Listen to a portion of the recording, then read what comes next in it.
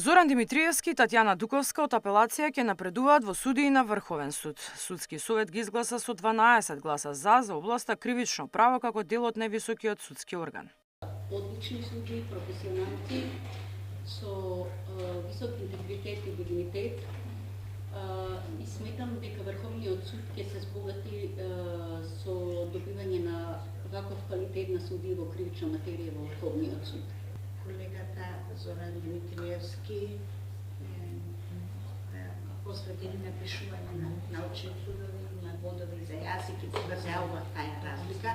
Меѓутоа, ако ги видите бодовите поднес на квалитетот на работењето, вие се речиси идентични.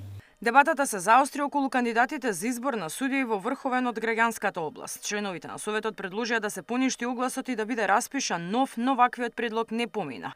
Доверба од членовите за унапредување доби само прворангираниот судија Маја Маркова. За Јетмир Ајдини, Наташа Савовска Димитровски и Рафис Идризи, членовите на судски гласаа против. Доколку се спроведе изборот, истиот нема да биде објективен, поради оние ново настанати околности и присутни во овој момент, и не би сакала, лично јас со мојот глас, да овозможам унапредување со искористување на одредени околности во конкретниот случај. Ние сметаме дека се пречки неправосудните постапки, пречки треба бидат за сите.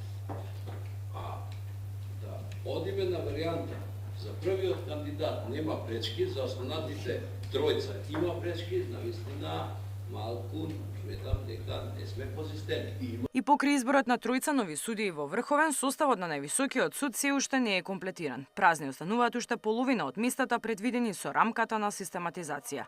Новаа седница на Судски совет беше избран председател на Основниот суд Кратово Мирослав Ѓоргиевски. На дневен ред беа повеќе точки меѓу кои избор на судии во основните судови ширум земјава. Миријана Давидовска, Сител телевизија.